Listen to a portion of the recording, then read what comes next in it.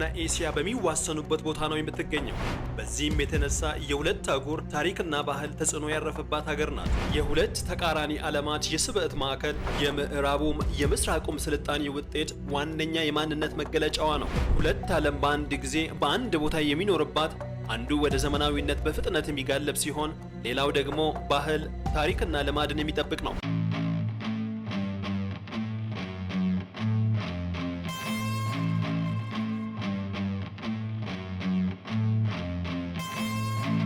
በዓለም ላይ ለመጀመሪያ ጊዜ የወይን ጠጅ የጠመቀች፣ ሀገሪቱም በዚህ ምክንያት የወይን እናት ተብላ የምትጠራ፣ የአውሮፓ ከፍተኛ ተራሮችን ከሚያካትተው አስደናቂው የታላቁ ካውካሰስ ተራራ ሰንሰለት አንደኛው መኖሪያ ናት። ሀገሪቱ በሰው ልጅ ታሪክ ውስጥ ዋነኛ ቦታ ያላት፣ የሰው ልጅ መገኛ ነኝ የምትለውን ኢትዮጵያን ለመገዳደር ከአፍሪካ ውጭ የተገኘው 1.8 ሚሊዮን ዓመታትን ወደ ኋላ የሚመልሰን የሰው ልጅ ቅሪተ አካል የተገኘው በዚህችው ሀገር በደማኒስ ነው።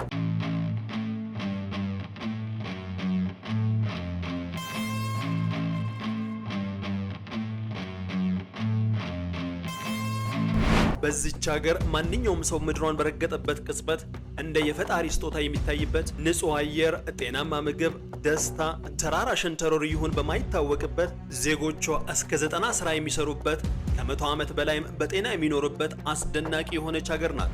ሃይማኖታቸው የኦርቶዶክስ እምነት ተከታይ የሆኑት በዚህም ምክንያት በየትንሽ ርቀቶች ቤተክርስቲያን በብዛት የሚታይባት፣ ከምንም በላይ ቋንቋዋ ከሌሎች ሀገራት በፍጹም የተለየ ፊደል ያለው ነው። ይህችም ሀገር የአውሮፓ ሰገነት ተብላ የምትጠራው ጆርጂያ ናት።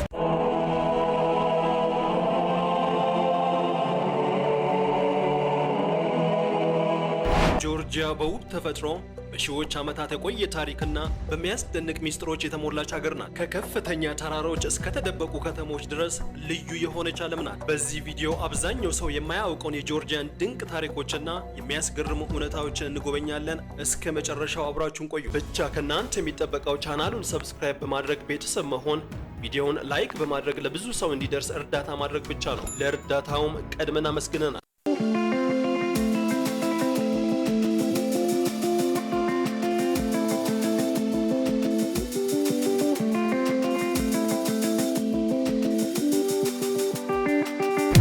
በዓለም ታሪክ ውስጥ በጨካኝነቱ የታወቀን ሰው ጆሴፍ ስታሊንን አመጣ የወለደችው ጆርጂያ በአውሮፓና ኤሲያ መካከል የምትገኝ ሲሆን በብዙ ሰዎች የተራሮች መንግስት ተብላ የምትጠራ ናት። ዋና ከተማዋ ቲቢሊስ በሌሊት የምታበራ ከተማ፣ በታሪካዊ ህንፃዎቿና በዘመናዊ ህይወት የተዋሃደች እጅግ ውብ ከተማ ነች። ጆርጂያ በተራሮች፣ በታሪካዊ ከተሞችና በልዩ ባህሏ ብቻ ሳይሆን በሴቶቿ ውበትም ታዋቂ ናት። የጆርጂያ ሴቶች በተፈጥሯዊ ውበታቸው፣ በንጹህ ቆዳቸው፣ በሚያምረው የፊት ቅርጻቸውና በተለየ የአይን ገጽታቸው ብዙ ሰዎችን ያስደንቃሉ። ነገር ግን የጆርጂያ ሴቶች ውበታቸው በፊታቸው ላይ ብቻ አይደለም የሚታየው። የራሳቸውን ባህል በኩራት በመያዝ፣ በጨዋነት፣ በራስ መተማመንና ሰዎችን በክብር በማስተናገድ ውበታቸው በጣም ያበራል። ለዚህ ነው ጆርጂያን ለመጎብኘት የሚጓዝ ሰው ካርታ አያስፈልገውም የሚባለው። ምክንያቱም በተለምዶ አይኑ በውበት ይመራል ይባላል።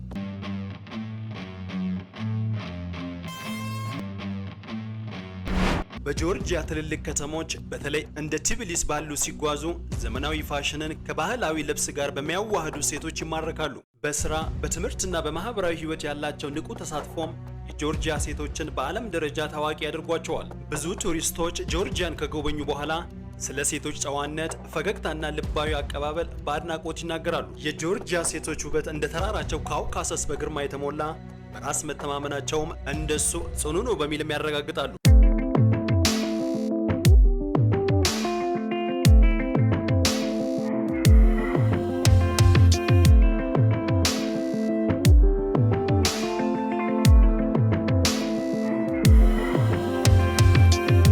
በሰሜን ቱርክ፣ አርሜኒያ፣ አዘርባይጃን እና በደቡብ ራሻ የምትገኘው ጆርጂያ 4 ሚሊዮን የሚጠጋ ህዝብ ያላት በትክክል የካውካሺያን ሀገራቶችን የምትወክል ሀገር ናት። የጆርጂያ ህዝቦች ከ10,000 ዓመታት በላይ በዚህ መሬት ላይ የኖሩ ሲሆን ባህላቸውንና ቋንቋቸውን በጥንካሬ የጠበቁ ህዝቦች ናቸው። ዜጎቿ እጅግ እንግዳ አክባሪ ሲሆኑ እንግዳ ከፈጣሪ ነው የሚል አስተሳሰብ ያላቸው ብቻ ሳይሆን ቤታቸውን ለእንግዳ ክፍት ነው ያሉ፣ በምግብና በመጠጥ መቀበል ትልቅ ባህላቸው ያደረጉ ናቸው። በተለይ ሱፕራ ተብለው የሚጠራ በዓል አላቸው። በዚህ ቀን ሰዎች በአንድ ጠረጴዛ ላይ በመሰየም ይበላሉ፣ ይጠጣሉ፣ ስለ ህይወት፣ ስለ ወዳጅነት፣ ማህበራዊ ጉዳይንም ጨምሮ ሞቅ ባለ ሁኔታ ይጫወታሉ። ጣዕማቸው ልዩ የሆነ ምግቦች ለምሳሌ ታዋቂው ላቻፑሪ የተባለው በቺዝ የተሞላ ዳቦ፣ እንቁላል የተጨመረበት በቀጥታ ከእሳት ሲወጣ የሚበላው ምግብና ሌሎችም የምግብ ጠረጴዛ ማድመቂያ ናቸው። ከዚህም በላይ በቅመም የተሞሉ የስጋ ምግቦች፣ የአትክልት ምግቦችና በዱቄት የተሰሩ ብዙ አይነት ምግቦችንም የመመገብ ልምድ አላቸው።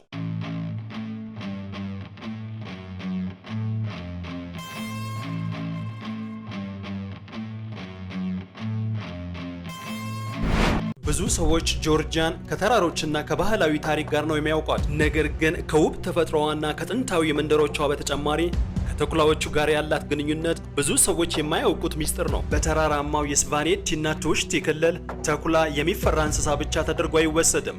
በእነዚህ መንደሮች ተኩላዎች እንደ የነጻነት፣ የጥንካሬና የመንፈሳዊ ምልክት ነው የሚታዩት። በጥንት ዘመንም የጆርጂያ እረኞች በሌሊት የተኩላ ጩኸት ሲሰሙ እንደ ክፉ ነገር ሳይሆን ተፈጥሮ እንደምታናግራቸው ያምኑ ነበር። በአንዳንድ መንደሮች ውስጥ ተኩላን ማየት እንደ ዕድል ነው የሚቆጠረው። እነዚህ ተራሮች ዛሬም በዱር ተኩላዎች የሚታወቁ ሲሆን በክረምት ወቅት በበረዶ ላይ የሚታዩ የተኩላ እግር አሻራዎች እንደ ታሪክ መጽሐፍ ይመስላሉ። በተለይ በስቫኔቲ መንደር ተኩላዎች አንዳንድ ጊዜ ወደ መንደሮቻቸው ዘልቀው ይገባሉ። ይህም ለነዋሪዎች አዲስ አይደለም፣ ምክንያቱም ለመቶዎች ዓመታት ከነዚህ እንስሳት ጋር አብረው ኖረዋል። ለዚህ ነው ብዙ የጆርጂያ ተረቶች ተኩላን እንደ ብልህና ኃይለኛ ፍጥረት የሚያቀርቡት። ከዚህም ሲያልፍ በአንዳንድ ታሪኮች ውስጥ ተኩላ ሰዎችን ከጠላቶች የሚያድን መንፈሳዊ ጠባቂ ተደርጎ ነው የሚወሰዱት። የትኛውንም ተኩላ መጉዳት አይደለም፣ እነሱን መተናኮል ክፉ ዕድል ያመጣል ብለው ያምናሉ።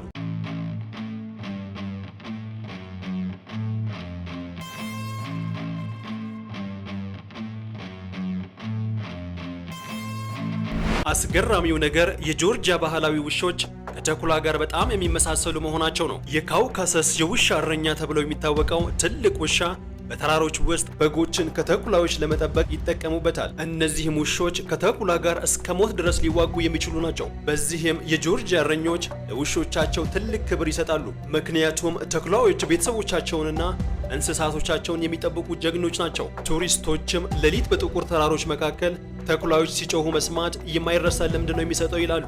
አንዳንዶችም ደግሞ ተራሮች ራሳቸው እየተናገሩ ይመስላል ይላሉ። ዛሬ ብዙ ቱሪስቶች ወደ ጆርጂያ የሚሄዱት ለተፈጥሮዋ፣ ለምግቧና ለታሪኳ ብቻ አይደለም፣ ያንን የዱር ድምፅም ለመስማት ጭምር ነው። እስቲ ያስቡት፣ በካውካሰስ ተራሮች ውስጥ ቆማችኋል እንበል። ቀዝቃዛው ንፋስ ፊታችሁን ሲመታ፣ በሩቁ የተኩላዎች ጩኸት ሲሰማ ጆርጂያ ለምን በጣም ልዩ የሆነች ሀገር እንደሆነች ትረዳላችሁ።